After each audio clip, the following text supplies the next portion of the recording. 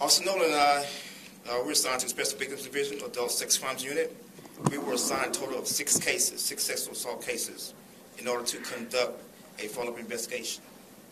These cases were all believed to be related because of the similarities, modus operandi, suspect characteristics, vehicle descriptions, general area, as to where the complainants were picked up and released.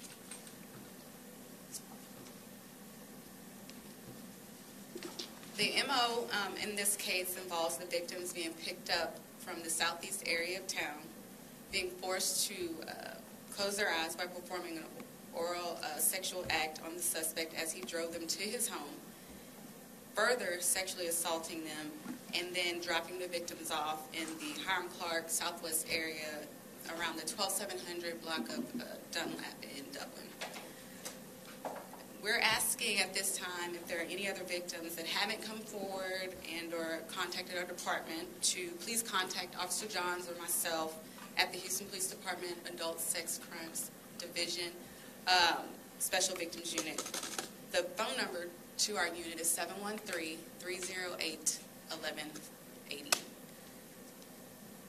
Thank you for your attention. We are now available for any questions that you may have regarding these cases. Were this just random women that were walking on the street, or? Yes, ma'am. They were random women who were walking down the street. It is our belief that the suspect believed those women participated in a high-risk lifestyle. We're not saying that those women, in fact, did participate in a high-risk lifestyle, but we do believe that the suspect believed them to have been participants of a high-risk lifestyle. How was he forcing them to get in the car? Did he have any weapon? He did. He used a firearm in all instances to get them inside of the vehicle and had threatened to kill all of them. Any age range that he was going for, any ethnicity in particular? No particular ethnicity or age range. They were all just random women. Any of them teenagers, underage? No, ma'am. They were all adults. Do you think there are more victims out there, and if so, why? We do believe there are more victims out there. Looking at the date range in which the cases came in, the first case being May 9th, the last case being September 27th, that we know to date, we do believe that there are some other victims out there that may not have contacted us. And it could be because of the fact they may participate in a high-risk lifestyle and they think that there's going to be judgment or we're not going to believe them. But we're strongly encouraging them to contact us because we know that this assault happened and we want to hear their story. It'd be important for them to come forward. Sure. Why?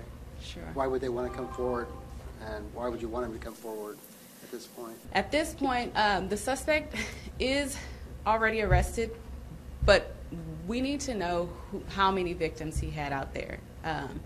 It's important for us to find that out so that we can know how far back it went. Did he just all of a sudden begin in May? We don't believe that. And did he just stop at the 27th of September? We don't believe that either. It is important for us to find out exactly how many victims he had so that way we can look at the crime trend for that area and know that maybe see if there's anything different that we can do to help prevent that from happening. How was he arrested? He was arrested by our attack team. We basically, once Officer Johns and our department noticed that there was a trend, we began piecing together where they were being picked up and where they were being dropped off at.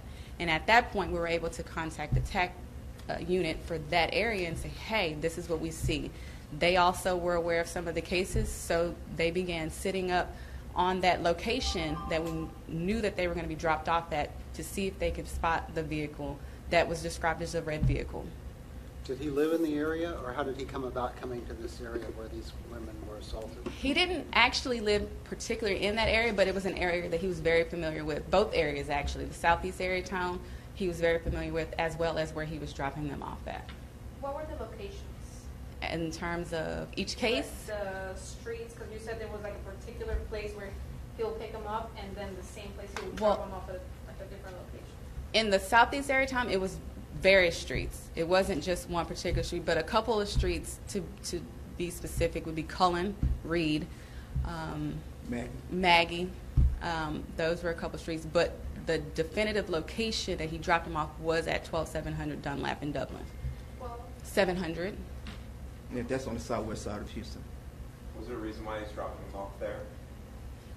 We believe that it's just because it's a place that he passed by every day. It was just a place he was familiar with because he happens to live close to that area, and that's just where he felt comfortable dropping them off at after he would take them from his house.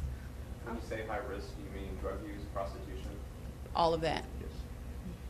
But despite the fact that that may be the kind of lifestyle they were in at the time, the crime was still committed. It's Absolutely. right, so- And it is not of any importance to us what their lifestyle was.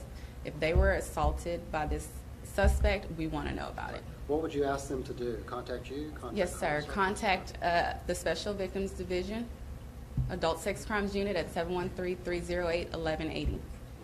Had he had any kind of prior convictions, or has he been arrested before, the suspect? At this time, I don't want to go into his prior arrest history.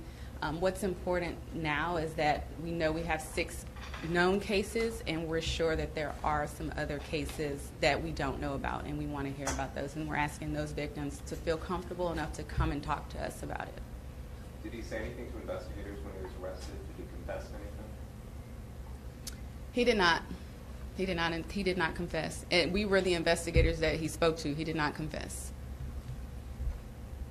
He's being charged with only 2 counts, at this time. Yes. but you have 6. Yes, ma'am. Yes, we have 6 open cases, well, 4 open cases now. So you guys believe that it's related because of the similarities in the case? The Yes. vehicle and some other the physical description, some other descriptions that were provided by the complainants. And again, very different ladies. They don't know each other, and for them to give some of the descriptions that they provided, that's what gives us the indication that they're very much so similarly related. So if some of the victims are high-rise victims, what would be the message for them? Like they're not going to be questioned further Right. along? We are not interested in their lifestyle at all whatsoever. What we are solely interested in is the prosecution of this suspect. He committed a crime, and he needs to pay for that crime. Any other description other than just a red vehicle, small, big? It's a mid-sized red vehicle. It's nothing. There's nothing special about it. But they all, again, all the complainants that came forward said a red or some variation of red vehicle. Can you tell us anything about David Beard? What kind of, is he a father? What kind of employment does he have? To my understanding, he is a father. As far as his employment, I don't know anything about his employment history. Anybody have any other questions? The, Abby, do you have something? the sex assault victim, how is she doing? The woman that was named in the court document. Which one? There was 2. It's 2. Piaz? Just- The last time we spoke with her, she was doing a little bit better now that she knew that he was arrested, but she was not doing very well at all. No, she was not. She doesn't know him at all.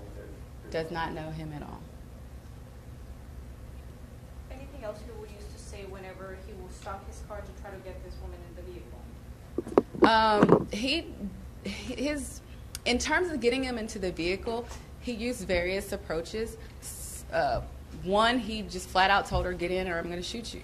One, he approached and propositioned for a sexual favor, for money. Each one was different. They weren't all the same. He also asked if they needed a ride to the store. So, he used different approaches. Was he always in the maroon or red colored truck? It's a car, but yes. Were these women, all these women prostitutes? I cannot say for certain that they all were. What I can say is he believed them all to be participants of a high-risk lifestyle. Any other questions? Thank you. Thank you. All right, thank you very much. Thank you, guys.